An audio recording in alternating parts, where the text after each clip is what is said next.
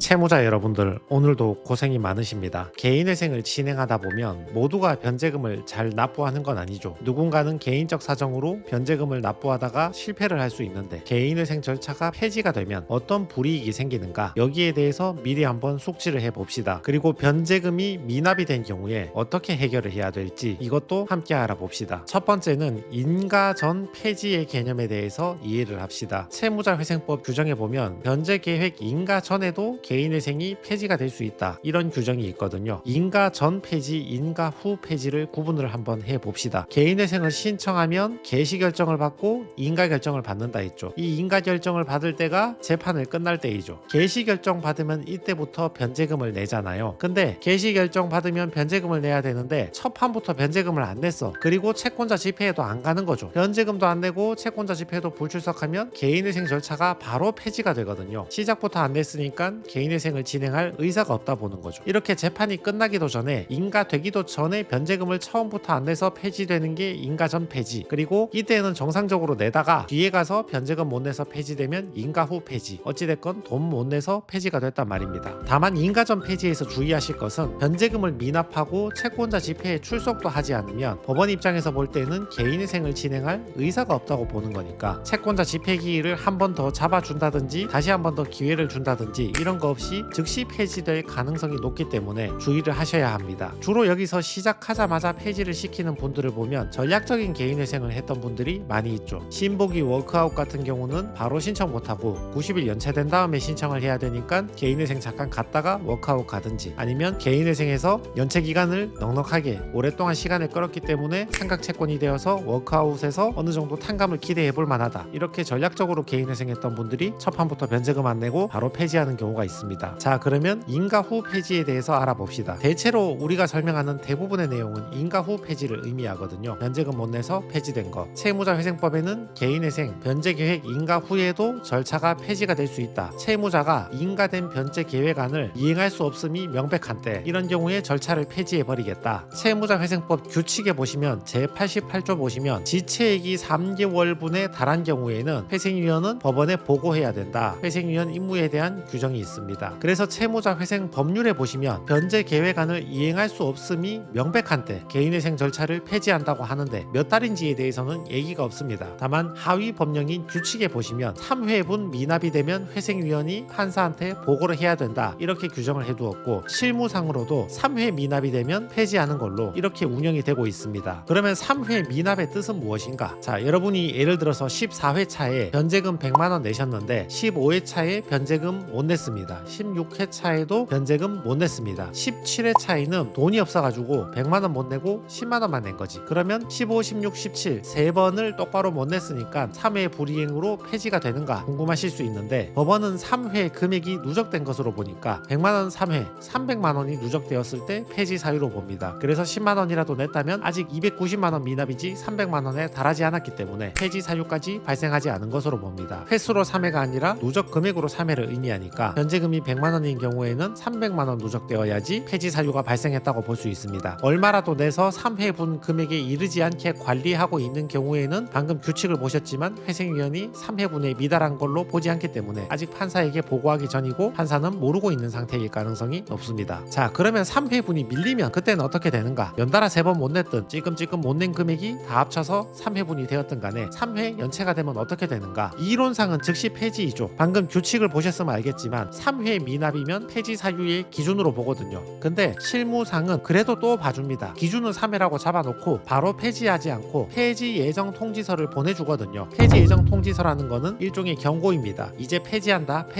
예고를 보내주는 겁니다. 물론 대부분의 사안에서 폐지 예정 통지서를 보내주는데, 물론 저거를 채무자가 자기의 권리로 이해하면 안 됩니다. 계속 연체하고 있으면 예정 통지 보내주고 천천히 내가 대응해야지, 왜 갑자기 예정 통지를 안 보내주십니까? 이렇게 말할 수 있는 권리는 아닙니다. 법원에서 예정 통지 안 보내주고 바로 폐지할 권한도 있습니다. 폐지 예정 통지서를 받았다면 채무자는 두 가지를 소명을 해야 됩니다. 왜 밀렸는지 이유를 소명해야 되고, 실직을 했는지, 몸이 아파서 일을 못했는지, 아니면 갑자기 가족 중에 누가 병원비가 크게 들어가는 사람이 있다거나 출산해서 부양비가 많이 늘었다거나 생활비가 많이 필요해서 변제금을 못 낸 건지 이유를 설명해주고, 장래에 어떻게 납부를 할지 방법도 소명을 해야 됩니다. 누구의 도움을 받아낼 것인지, 아니면 돈이 생겼으니까 일시에 언제까지 납부한다는 말인지, 다음 달에 회사에서 달에 상여금이 나오니까 그 돈으로 변제한다는 뜻인지, 아니면 못 낸 것을 남은 기간에 변제금을 조금씩 증액해가지고 못 낸 것을 한 달에 조금씩 더 플러스해서 내겠다는 말인지, 아무튼 어떻게 납부할 것인지 방법을 설명해야 됩니다. 자, 보시면 폐지 예정 통지서 이렇게 보내줍니다. 채무자는 그 지체액이 3개월 분 이상에 달하였음을 통지합니다. 통지서를 받은 날부터 7일 이내에 지체 사유와 미납금 해결 방안을 구체적으로 기재해서 소명 자료하고 함께 제출하시기 바랍니다. 채무자 진술서 양식을 보시면 변제금 납부를 지체한 이유가 무엇인가 설명하라. 아파서 그랬는지, 회사가 망해서 실직을 했는지, 가족이 아파서 병원비가 많이 들어가서 못 냈는지, 진단서나 권고사직 통지서, 실업급여 수령 이런 것들 소명 자료를 첨부해서 제출을 해야 됩니다. 미납금 해결 방안도 설명을 해야 됩니다. 미납금은 다음 달에 상여금을 받아서 1개월 내에 한 번에 다 납부하겠다. 월 변제금을 앞으로는 잘 납부할 건데 미납금은 앞으로 낼 변제금에 추가해서 매달 변제금을 조금 더 높여가지고 납부하겠다. 어떻게 변제할지 구체적으로 설명을 해서 법원에 제출을 해야 합니다. 근데도 못 내서 폐지가 되면 어떻게 되는가? 폐지 예정 통지서를 받아서 내가 일부라도 변제하고 나머지는 어떻게 납부하겠다고 소명해서 법원에 제출하고, 근데 결국은 못 냈어. 그래서 결국은 폐지됐다. 이런 경우에는 14일 내에 즉시항고를 할 수 있거든요. 2심으로 올라가서 폐지된 걸 취소해달라, 절차를 다시 살려달라, 이렇게 요구를 하는 것입니다. 이 경우에는 밀린 금액을 전액을 납부해야 되거든요. 2심 가서 사정 봐달라, 회생 절차 다시 살려달라, 이 말을 할 거면 밀린 금액은 납부하고 그런 말을 해야지 앞뒤에 말이 맞고 진정성이 있는 거죠. 항고의 이유가 있는 거죠. 그리고 폐지의 이유도 설명을 해야겠죠. 내가 안타깝게 실직을 해서 변제금 못 냈는데 폐지되고 며칠 사이에 취업했다. 그래서 이제는 납부할 수 있으니까 항고를 받아달라. 아팠는데 회복이 됐다. 가족 병원비가 많이 들어갔는데 앞으로는 어떻게 해결이 될 것 같다. 이렇게 이유를 설명을 해야 됩니다. 개인회생 폐지 결정에 대해서는 즉시 항고를 할 수 있다. 그러면 폐지가 되면 나는 어떤 불이익을 겪게 되는가? 개인회생이 없었던 상태로 돌아가는 거죠. 원위치가 되는 것이니까 채권자 입장에서는 독촉과 추심이 다시 가능하죠. 금지 명령이나 중지 명령의 효력이 전부 다 상실이 되는 거잖아요. 그러니까 채권자 입장에서는 다시 경매를 할 수 있고, 월급이든 계좌든 압류를 할 수 있고, 집에 빨간 딱지도 붙일 수 있고, 채권자는 모든 행위를 다 할 수가 있습니다. 이런 것들, 집에 빨간 딱지 붙이는 것도 가능합니다. 그러면 폐지의 불이익으로서 지금까지 낸 것도 무효하게 되는가? 내가 낸 돈은 허공으로 사라지는가? 그렇진 않습니다. 지금까지 낸 것은 변제로서 유효합니다. 내가 변제금 10번 내고 더 이상 못 내서 폐지가 됐다. 그러면 10번 낸 건 유효하기 때문에 돌려주진 않습니다. 그냥 변제했다고 치는 거죠. 그렇지만 내가 예를 들어 채무가 1억인데 월 100만원씩 변제금을 내는데 20번 냈어. 2천만원 낸 사람이죠. 이 사람이 이 상태에서 폐지가 되면 여러분 개인회생 신청하시고 이자가 더 이상 발생 안 했잖아요. 근데 폐지가 됐으니까 원위치로 돌아갔으니까 1억에 대한 이자가 다시 부활을 하는 거죠. 예를 들어서 1,500 이자가 부활을 하면 내가 낸 2천만원 변제는 유효한데, 내가 낸 돈이 사라진 게 아니고 변제한 건 유효한데 이자가 더 생겼으니까, 이자도 상당 부분 생겼으니까 생각보다 내가 변제한 건 많은데 생각보다 채무는 줄어들지 않는 이런 사태가 발생하는 거죠. 사실 이걸 손해라고 할 수는 없거든요. 개인회생을 안 했던 원래 상태로 돌아오고 원래 발생해야 될 이자만 발생하는 거니까. 근데 열심히 변제했는데 생각보다 안 줄어들었다. 기분이 조금 불편할 수는 있겠죠. 우리가 여기서 알 수 있는 중요한 사실은 다달이 얼마라도 내시라 이 말입니다. 3회 미납이면 폐지가 아니고 3회분 누적 금액이면 폐지가 되는 거잖아요. 예를 들어서 변제금이 100만원이면 100만원 낼 돈 없으면 10만원이든 50만원이든 형편 되는 데까지는 내시라 이 말입니다. 혹시 주변에 가족이나 친구한테 소액이라도 빌릴 수 있으면 그 소액이라도 빌려서 내시라 이 말이죠. 그거라도 내놓으면 폐지되는 기간을 계속 미룰 수 있다거나, 시간 좀 벌어놓고 다시 돈 벌어가지고 회복해가지고 밀린 변제금 내고 개인회생을 계속 이어갈 수가 있잖아요. 그리고 나중에 폐지 예정 통지서 받았을 때 진술서를 내든 완전히 폐지되고 즉시 항고를 하든 간에 내가 얼마라도 돈을 냈다, 최대한 오랜 기간 동안 최대한 성실하게 변제를 했다, 이런 성실한 태도를 보여야지 변제계획 변경을 요청하든 이런저런 주장을 할 때 채무자한테 유리한 게 있으니까, 똑바로 내지도 않고 바로 폐지되고 즉시 항고하면 법원에서 볼 때도 별로 변제할 의지가 없어 보이잖아요. 그러니까 얼마라도 형편되는 데까지는 납부를 해보시라 이런 뜻입니다. 특히 폐지가 돼버리면 방금 보셨듯이 이자가 살아나니까 좋을 게 없잖아요. 그러니까 절차를 웬만하면 폐지하지 않도록 빌릴 수 있는 사람은 빌려서라도 내시는 게, 폐지시키고 다른 방식으로 변제하는 것보다 살아있는 절차 계속 이어가시는 게 더 이득이 될 가능성이 높다. 특별면책 신청이라는 제도가 있거든요. 이것도 참고를 해봅시다. 요건이 3가지가 있거든요. 채무자가 책임질 수 없는 사유로 변제를 완성하지 못했을 때, 그러나 청산가치 이상을 변제를 했다면, 변제계획 변경이 불가능한 상황이라면 그냥 면책을 해주겠다. 나머지 변제 못한 금액이 있지만 그냥 바로 면책을 해주겠다 이런 뜻입니다. 책임질 수 없는 사유로 변제를 완성하지 못했다는 말은 내 책임 없이 내가 집에서 놀고 싶어서 놀면서 변제금 못 냈다 이런 거 아니고, 내가 아파서 변제금을 못 냈다든지, 아니면 회사가 망해서 나는 원치 않는 실직을 당했다, 그래서 변제금을 못 냈다. 뭐 이런 경우를 의미하는 거죠. 이 경우에도 청산가치 이상은 변제를 해야지 특별면책을 말은 꺼내볼 수 있는 겁니다. 그리고 변제계획 변경이 불가능한 경우에